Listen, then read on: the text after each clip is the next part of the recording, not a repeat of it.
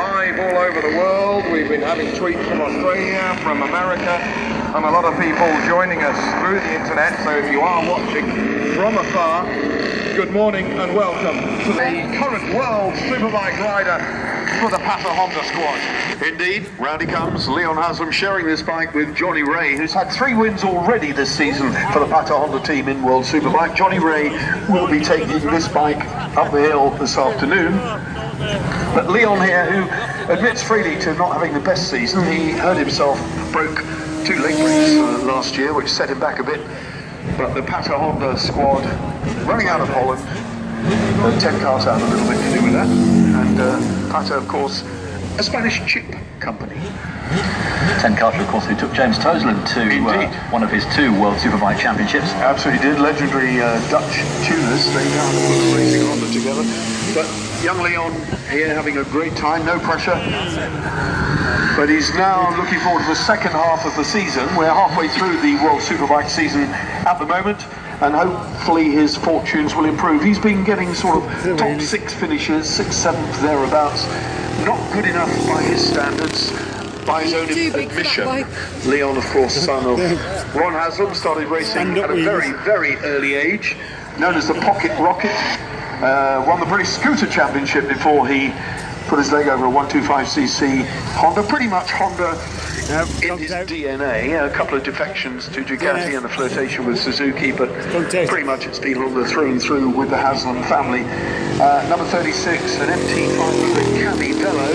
Ivan Rhodes on board. The interesting thing about the pre-war Velosets is that they retained but had rear suspension, swinging arm suspension as early as 1935. And this one is an example of that. Look at the iron girder forks and the sprung rear.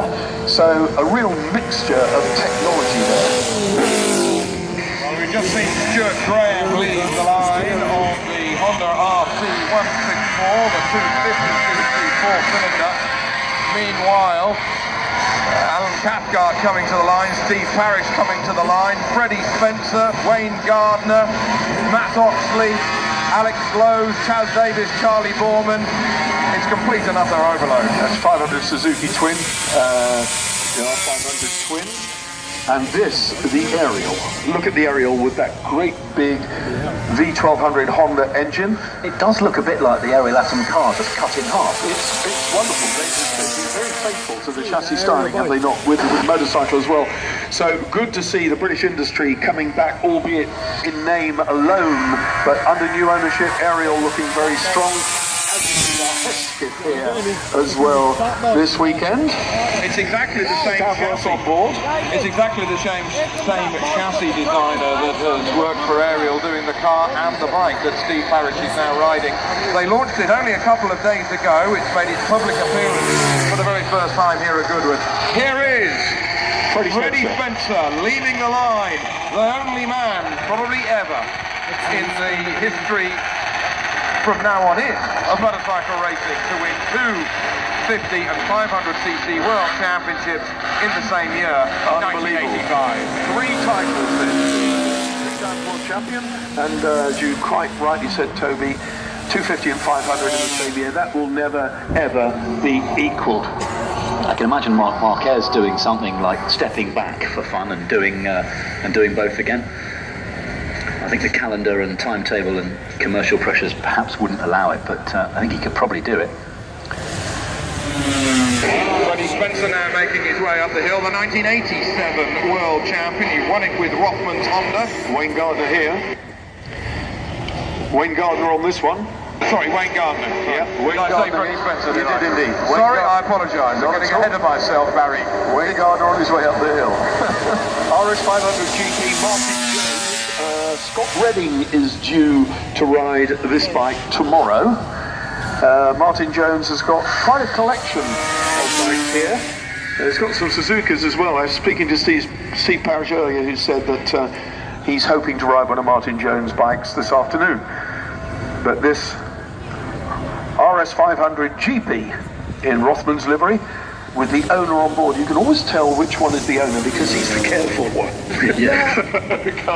I think I got a brief glimpse of Matt Oxley on the line on the X1 Suzuki. That's correct. Matt Oxley, former TT 250cc winner, and now the esteemed journalist who wrote that magnificent book, Stealing Speed, the story about Degner and Kart and the secrets of two-stroke technology going to Japan, to Suzuki, as working as a very esteemed journalist, great writer, great journalist, always hits the nail on the head. This is an ex-Steve Parish Heron Suzuki RG500. No clue as to who is on board, I'm afraid, but it's an ex-Steve Parish bike carrying the number 4, not detailed in the RG500 list. Have a quick look at my program because I'd really like to give you orders. An X-Swants RG500 stopped on the hill as well, which that's obviously, is it? Stopped by the straw bales. That's a bit of a shame.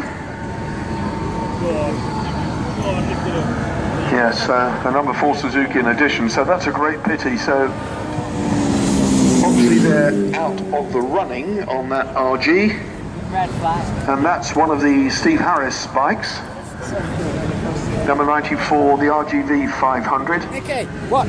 Was down to be ridden by Steve Parish because of course you saw him go up the hill on the aerial.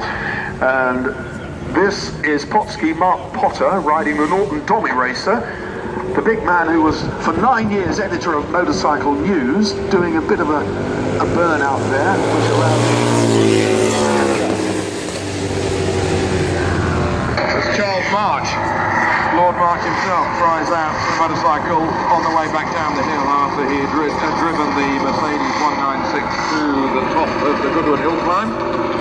On the line, ladies and gentlemen, we've got one of Valentino Rossi's Ducatis, MotoGP Ducatis.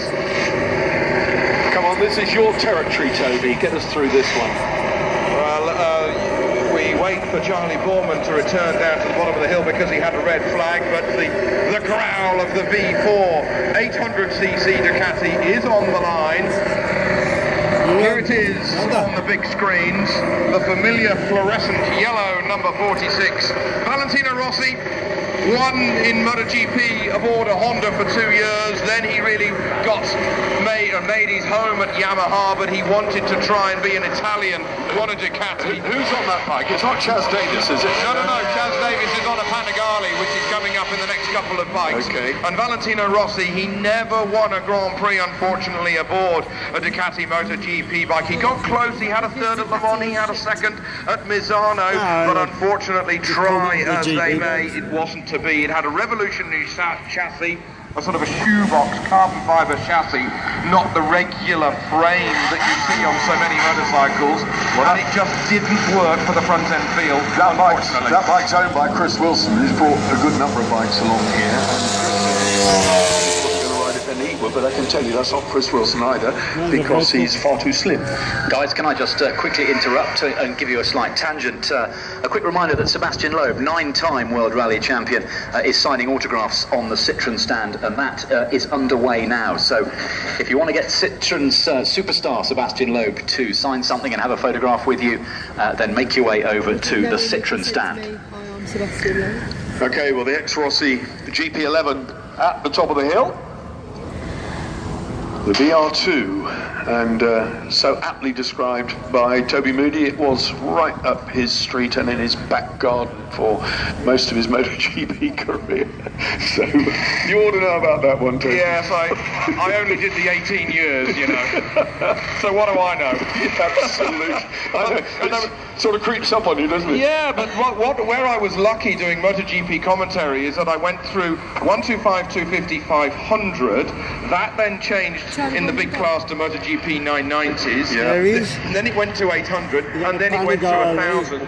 The 125s changed from 125 to Moto3. The 250s changed to Moto2. And on and on. I had the complete range of motorcycles to be able to commentate on. Right. Chaz Davis on the right-hand side on the Ducati. Alongside him, Michael Neves, Motorcycle News chief road tester. Behind them, Charlie Borman.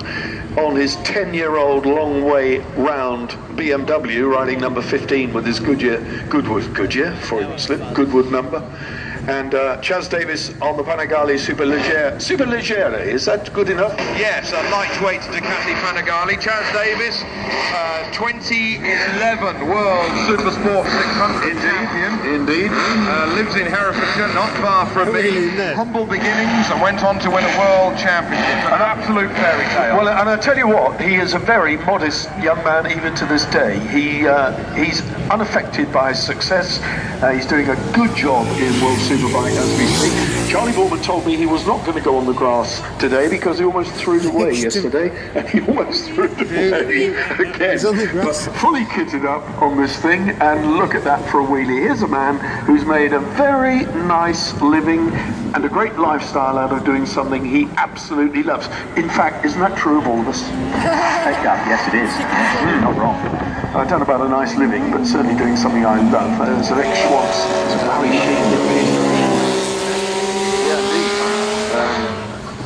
Giacomo Agostini makes his way past you aboard the MV. Look at this, what a man. He was just so dominant, and he's riding the machine on which he won some of his world titles. Agostini, a regular here at Goodwood, but unfortunately last year he crashed and was hobbling around with his arm in plaster for the second half of the weekend. He does not want to be doing that again. The ironic thing is, it was on the return lap yes, it was. that he got it wrong, on the way down the hill. He won't do that again, you're right. He won't do that again, but a real regular, and well, he's an evergreen. He's really an evergreen. His son down here at the start line looks just like him. Looks just like him. That's scary. Proper scary. Lock up your daughters. Yeah, must be so exhausting being that cool. James Hillier now on the line with the Kawasaki. Yeah, and a real star for today and the future. Yes, indeed. A man who's making his mark in the Isle of Man TT, out of the world of British Supersport and British Superbike, and has taken to the roads with a fair amount of ability and an awful lot of confidence. And I spoke to him earlier over the weekend, and he said, I'm not going to go out and do anything silly. On the roads, I want to learn to go fast slowly.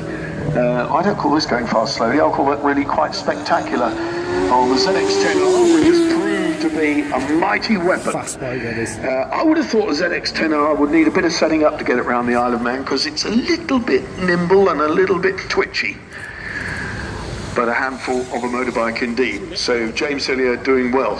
Couple of electric bikes now coming up your way, Barry, up the Goodwood hill climb.